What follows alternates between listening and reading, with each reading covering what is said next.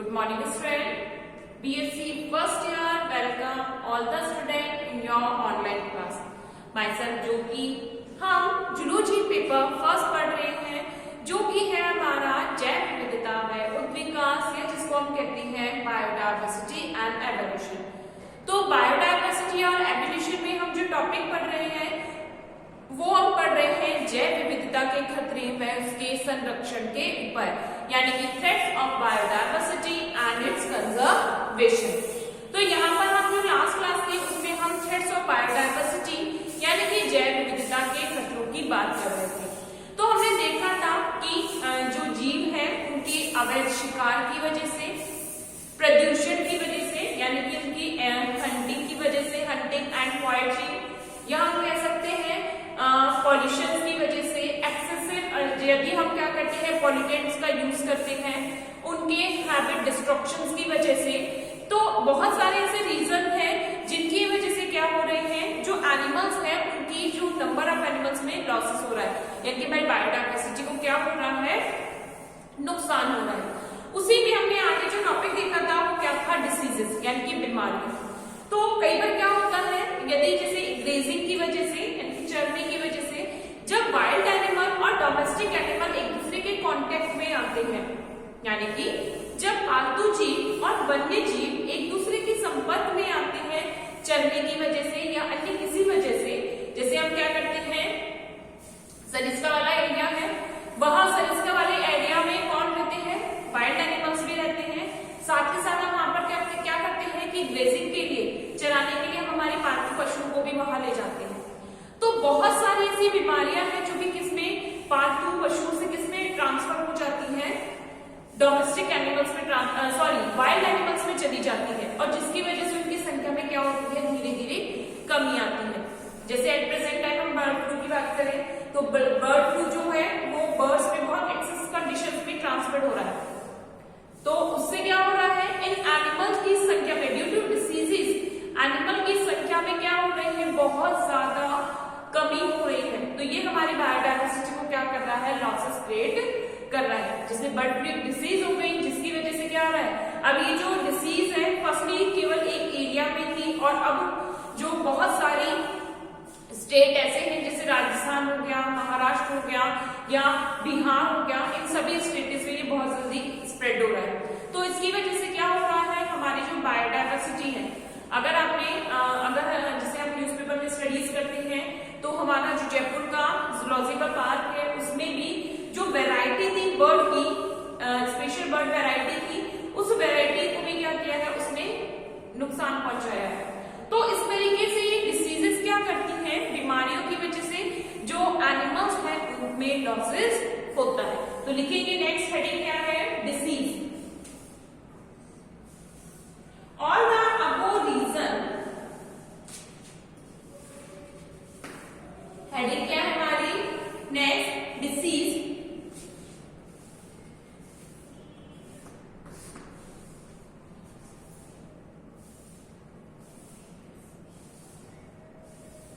All the above reason, all the above reason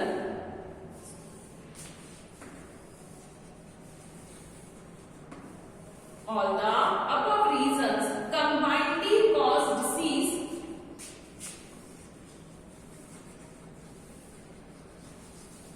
combinedly cause diseases, combinedly cause disease in animal,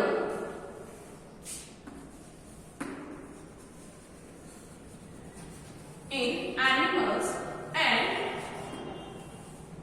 disease in animal and slowly result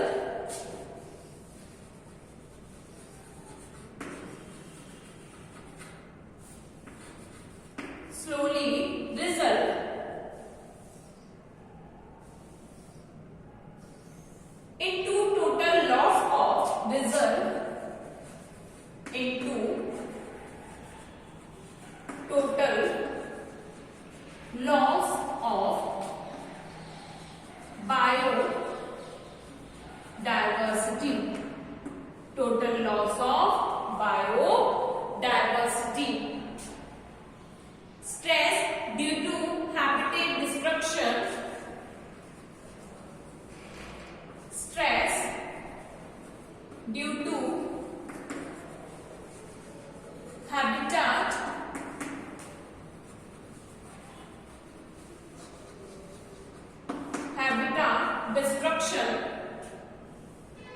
pollution, domestication, pollution, domestication, pollution,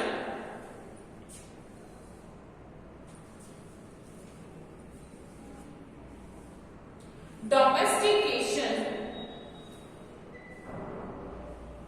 and hunting, and hunting,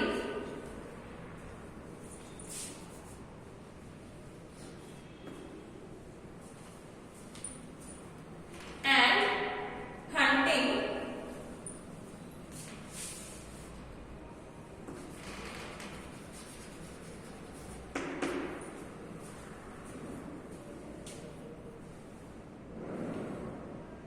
hunting often result into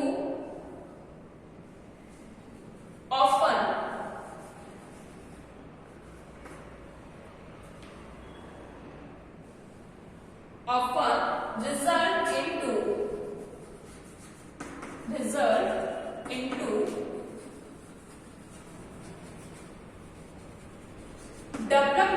result into development of various animal disease of various diseases in animals, various diseases in animals, and result in massive losses. चलो एक लिख लो, of various diseases. Next लिखेंगे नई जातियों का फैलना, shifting और jam cultivation. Next क्या है? नई जातियों का फैलना, या जिसको हम कह सकते हैं शिफ्ट होते हैं, जिसे माइग्रेट होते हैं, शिफ्टिंग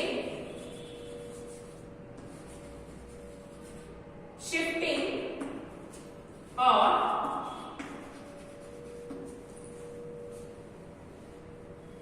जम कल्टीवेशन.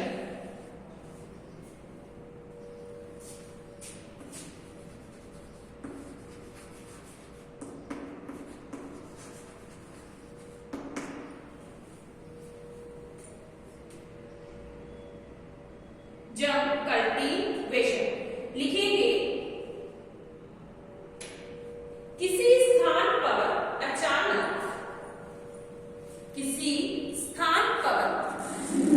अचानक या जानबूझकर जब नई जातियां लाकर,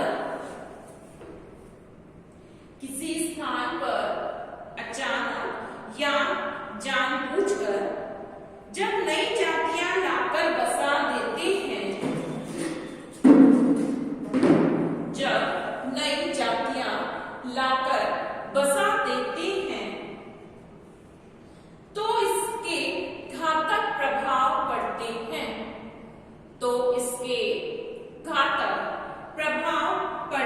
हैं.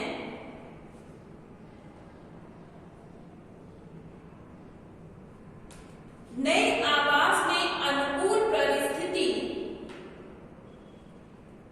नए आवास में अनुकूल परिस्थिति नहीं मिलने पर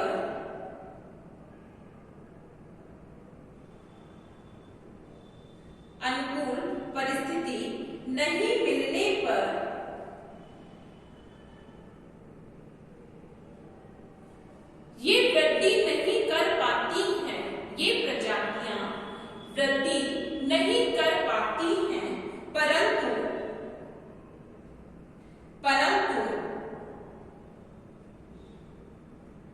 अनेक अन्य प्रजातियां वहां विकसित हो जाती हैं,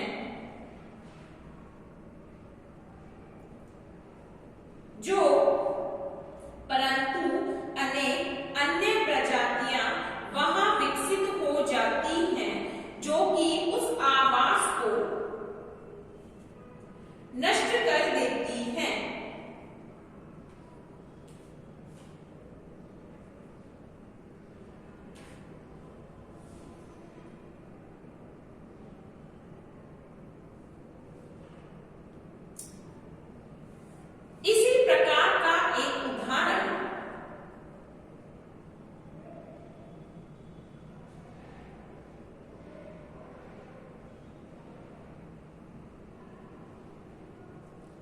इसी प्रकार के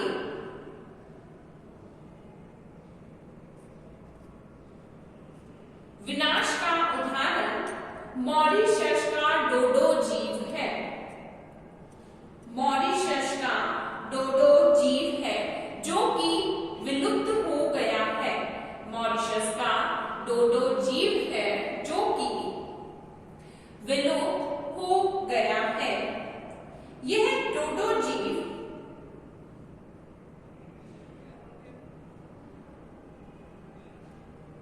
यह डोडो जीव 500 वर्ष पूर्व मॉरिशस द्वीप पर आया था। 500 वर्ष पूर्व मॉरिशस द्वीप पर आया था, परंतु यह पक्षी उड़ नहीं सकता था। परंतु यह पक्षी उड़ नहीं सकता था तथा उड़ नहीं सकता था तथा मनुष्य से डरता था। मनुष्य से डरता था। जब द्वीप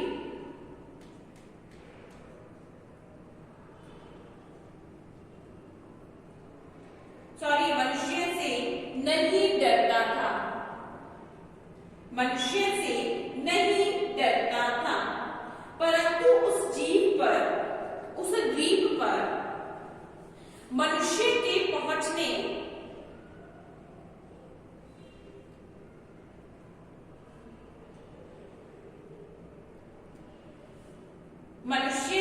के द्वीप पर पहुंचने तथा उस द्वीप पर सुअरों के पहुंचने से इन पक्षियों की संख्या में निरंतर कमी हुई। उस द्वीप पर मनुष्य व सुअरों के पहुंचने से डोडो जीव की संख्या में निरंतर कमी हुई और अंत में यह पक्षी विलुप्त हो गया। अंत में यह पक्षी विलुप्त हो गया।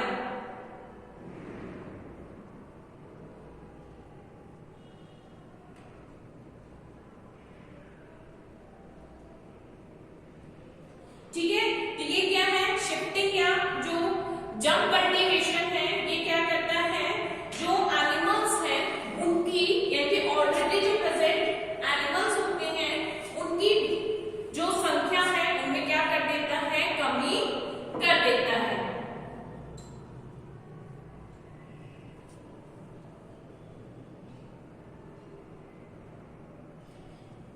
देखो जैसे अभी हमने पढ़ा कि एक डोडो बर्ड था जो कि कहाँ था, जो अगर हम कहें मॉरिशस के द्वीप पर पाया जाता था, यानी मॉरिशस आइलैंड पर पाया जाता था।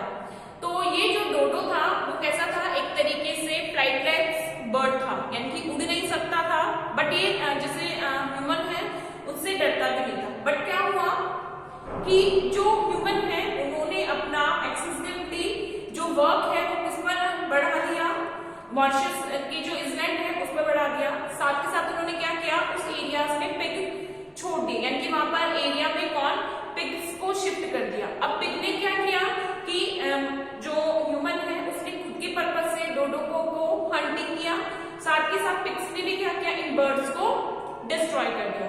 तो धीरे धीरे क्या हुआ कि उस एरियाज में पिग्स को स्प्रेड हो गए, यानी कि पिग्स की स्पीसीज तो बढ़ गई, लेकिन इन बर्ड्स की जो स्पीसीज है वो धीरे धीरे कम होती गई और लास्ट में वो क्या हो गए, एक्सटेंड हो गए।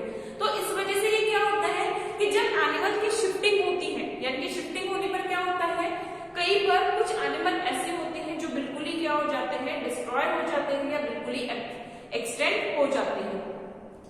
इसी तरीके का एक अगर हम अनदर एग्जांपल देखते हैं तो वो मैला जो गास्कर द्वीप है उस पर पाया जाता है। नेक्स्ट यदि हम एग्जांपल बात कर रहे हैं तो वो कौन सा है, गैलापागोस द्वीप पर। यहाँ पर क्या हुआ, जो गैलापागोस द्वीप था यहाँ पर जो गॉड्स को शिफ्ट किया गया, गैलोपागोस द्वीप पर फर्स्टली उस पर क्या पाए जाते हैं, टॉर्टोइज पाए जाते थे, कछुए अधिक संख्या में पाए जाते थे। लेकिन ग्रेजिंग करने के लिए वहां पर क्या कर दिया गया, गॉड्स को शिफ्ट कर दिया गया।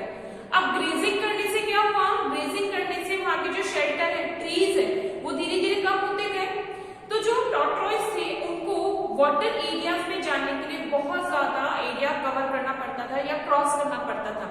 तो इतनी दूर तक गमन करने के लिए, माइग्रेट करने के लिए, जाने के लिए, तो उनको ना तो शेल्टर मिल रहा था, पानी का लॉसेस हो रहा था, धीरे धीरे क्या हो रहा था, भूख की वजह से यानी कि due to loss of food की वजह से क्या हुए, जो टॉर्टोइज है वो धीरे धीरे क्या हो गए, एक्सटिंक्ट हो गए। तो इस तरीके से कि जब हम एनिमल की शिफ्टिंग करते हैं, यानी कि एनिमल को शिफ्ट किया है हमने या किसी और स्पीसीज की कल्टीवेशन से किया है, तो वहां से क्या होता है, जो ऑलरेडी वहां के जो स्पीसीज है वो डिस्ट्रॉय हो जाते हैं।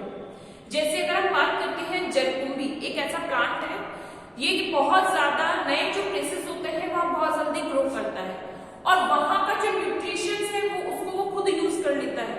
तो वहां की जो लोकल स्पीसीज होती है, जो कि ऑलरेडी वहां प्लांट स्पीसीज होती हैं, वो धीरे धीरे, तो जलकुंभी तो क्या होता है, बहुत जल्दी स्प्रेड हो जाता है और जो स्पीसीज होती है वहां की लोकल स्पीसीज, वो उसे जो न्यूट्रिएंट्स है उनको यूज नहीं कर पाती, तो धीरे धीरे क्या होती है, वो लॉस हो जाती है।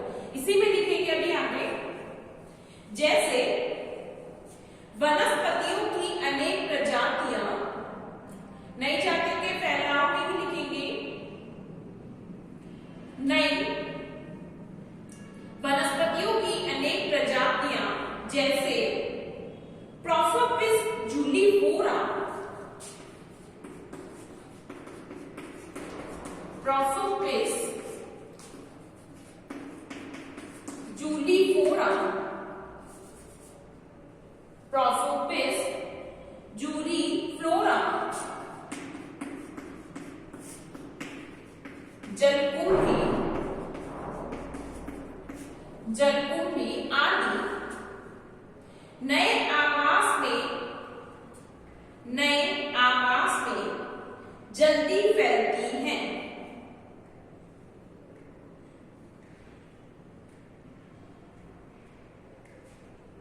तथा इनके फैलने से स्थानीय वनस्पतियां,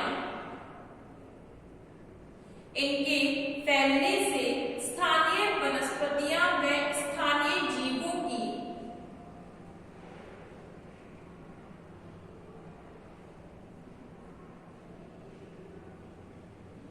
स्थानीय जीवों की संख्या में निरंतर कमी होती है।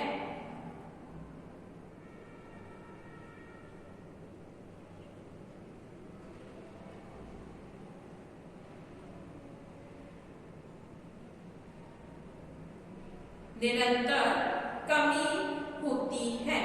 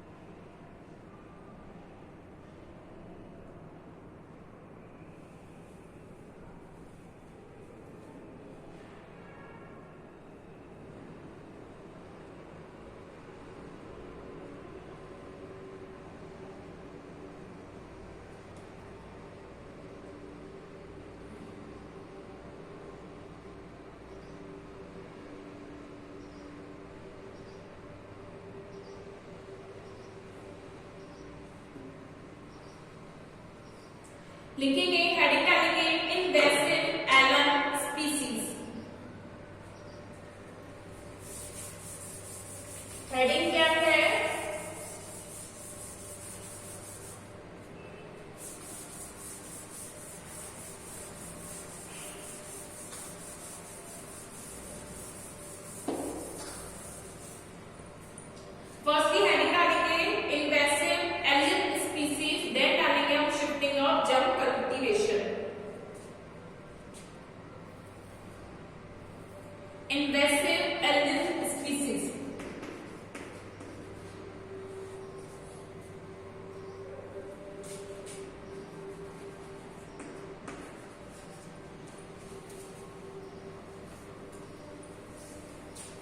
invasive alien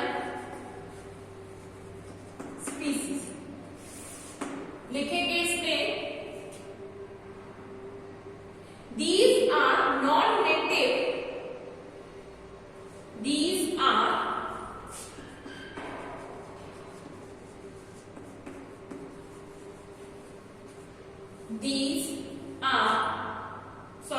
non-native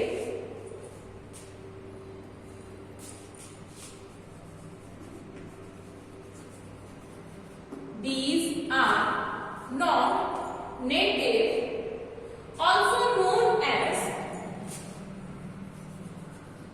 also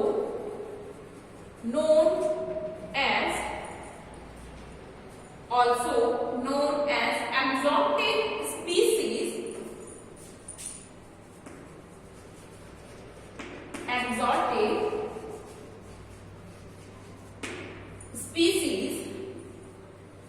exotic species which grow or occur outside,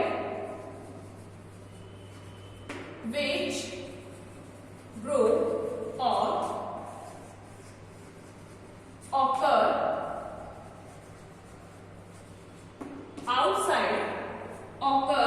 outside their natural adapted range. Their natural adapted range. Their natural adapted range. These are also called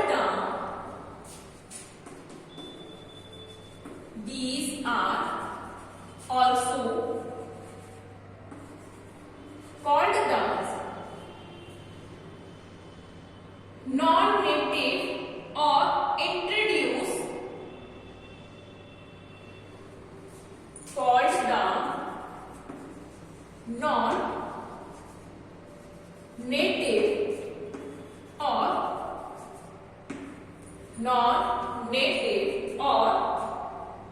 introduced.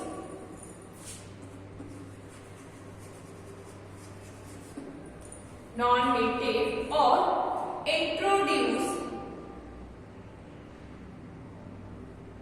species. Introduced species. These species compete the native species. These species compete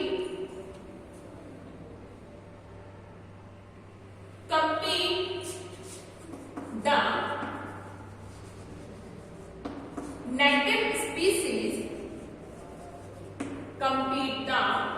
native species,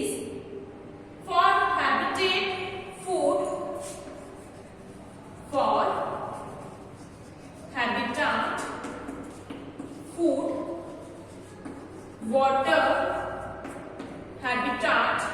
food, water, etc., and sometimes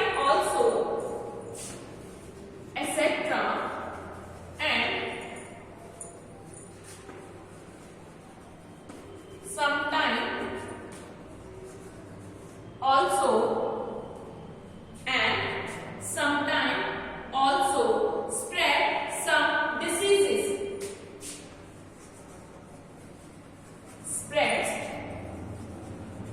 some diseases.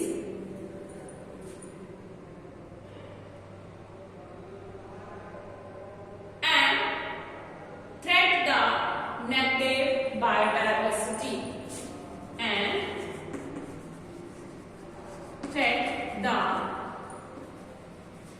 Native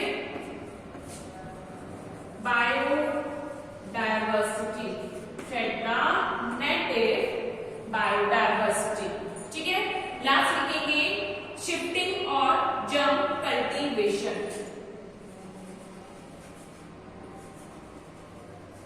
shifting और jump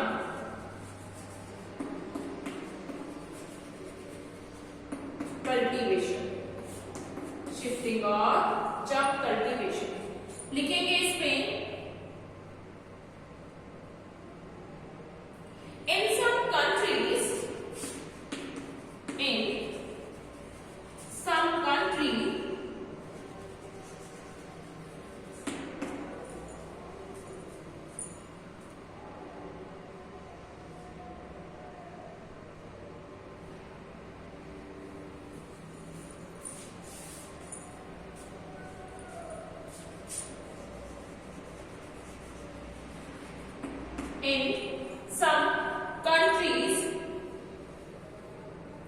few tribes,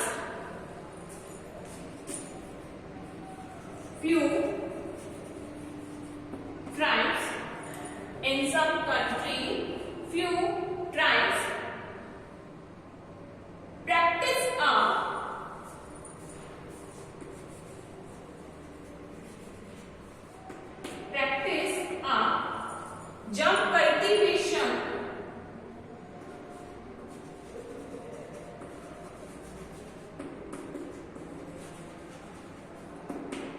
jump cultivation, or shifting, jump cultivation or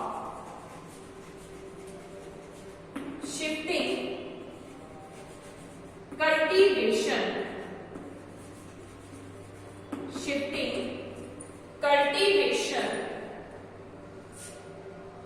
and bird agriculture,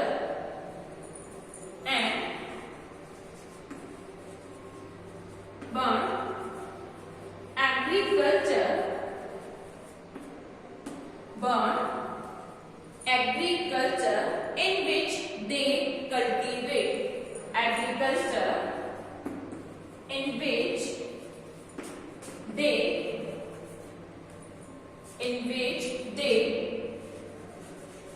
cultivate, in which they cultivate.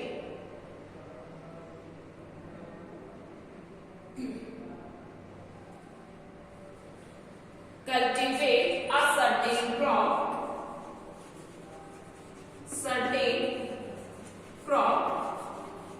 for certain time period.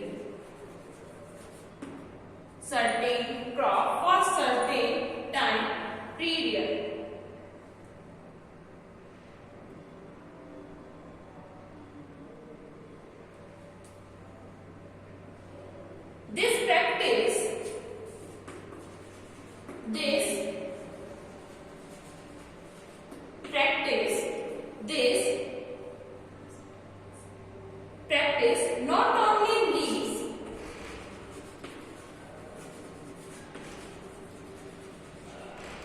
practice not only leaves the infertile lands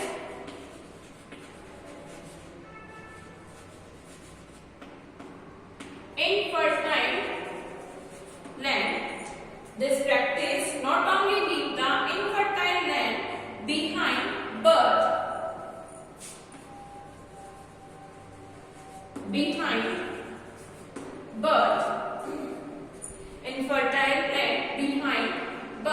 also greatly affect the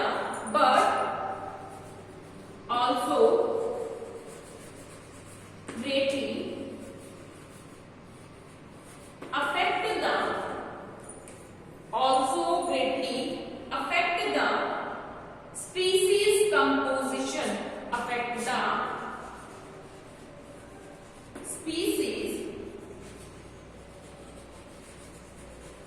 composition,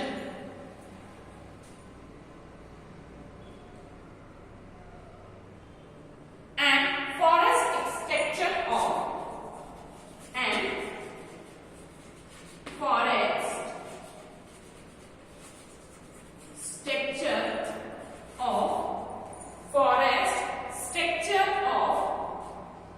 that particular area.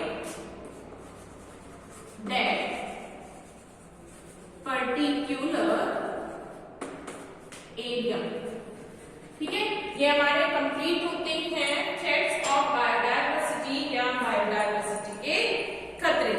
ठीक है, यहाँ तक क्या complete होता है, हमारे biodiversity के खतरे, थ्रेट्स ऑफ बायोडायवर्सिटी कंप्लीट होता है। अब लिखेंगे हम कि जो प्रजातियां किसमें आ जाती हैं, खतरे में आ जाती हैं, कि बहुत सारी प्रजातियां धीरे धीरे खत्म हो रही हैं, तो हम उन स्पीसीज के बारे में लिखते हैं।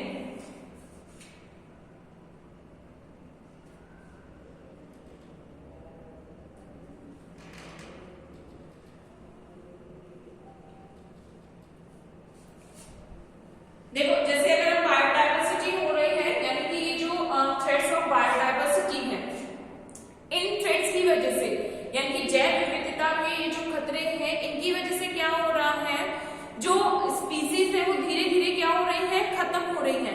तो उन स्पीसीज को हमने क्या किया है, अलग अलग कैटेगरीज में डिवाइड किया है। यानी कि बहुत सारी प्रजातियां ऐसी हैं जो कि बिल्कुल क्या हो चुकी हैं, खत्म होने की कगार पर है, यानी कि उनके सर्वाइवल के लिए बहुत ज्यादा क्रिटिकल कंडीशंस क्रिएट हो रही हैं। तो हम उनके अकॉर्डिंग यानी कि जो स्पीसीज बिल्कुल डिस्ट्रॉय हो चुकी है, यानी कि एक्सटेंट हो चुकी है, वो स्पीसीज जिनको क्या है, जो कि बिल्कुल एक तरीके से हम कहें मार्जिनल लाइन पे है, रेड लाइन पर है कि हाँ वो खत्म होने वाली है। तो इस तरीके से एनिमल्स को क्या किया गया है, अलग अलग कैटेगरीज में डिफाइन किया गया है या बांटा गया है। तो उन स्पीसीज को हम क्या करते हैं, संकटग्रस्त जातियां या हम कह सकते हैं विलुप्त प्रजातियां, अलग अलग कैटेगरीज में उन्हें बांटा गया है। तो ये सारा जो पूरा बांटने का काम है वो क्या किया गया है, इसके लिए एक बुक पब्लिश की जाती है जिसको हम बोलते हैं रेड डाटा बुक। यानी कि रेड एक तरीके से क्या है, खतरे के निशान का सिंबल होता है, ठीक है। यानी कि बिल्कुल एक तरीके से हम कह सकते हैं कि कोई जो हार्मफुलनेस है उसका सिंबलाइजेशन क्या होता है, रेड है। तो एक कौन सी बुक बनाई गई है, रेड डाटा बुक। और इस रेड डाटा बुक में जितने भी एनिमल्स हैं, चाहे वो प्लांट्स हैं चाहे एनिमल्स हैं, जो भी स्पीसीज हैं, चाहे वो प्लांट्स की हैं एनिमल्स की हैं, जो कि एक्सटेंट हो चुकी हैं या एक्सटेंट होने की कंडीशंस पे हैं या जिनको हम प्रोटेक्ट कर सकते हैं, उनको अकॉर्डिंगली क्या किया गया है, कलेक्ट करके लेजर किया गया है। उनके हैबिटेट के बारे में लिखा हुआ है, उनका जो हॉबीज है, यानी उनके बारे में जितनी भी इंफॉर्मेशन है, कौन सी स्पीसीज कहाँ पाई जाती है, कितनी वेराइटीज है, कौन कौन सी स्पीसीज मिल रही है, उन सबका कलेक्शन कहाँ किया गया है, एक पर्टिकुलर बुक में किया गया है जिसको हम कहते हैं रेड डाटा बुक। और इस रेड डाटा बुक में एनिमल्स के जो विलुप्त हो रही है, यानी कि जो जितनी भी एंडेंजर स्पीसीज है, यानी कि एक तरीके से जितनी भी बायोडायवर्सिटी अगर हम कहें कि जो भी खतरे में है, जो भी स्पीसीज जिनके भी हमें कंजर्वेशन की रिक्वायरमेंट है, उन स्पीसीज को अलग अलग कैटेगरीज में डिफाइन किया गया है। तो सबसे पहले हम लिखते हैं संकटग्रस्त प्रजातियां, थ्रेटेंड स्पीसीज। हेडिंग डालेंगे संकटग्रस्त प्रजातियां, थ्रेटेंड स्पीसीज।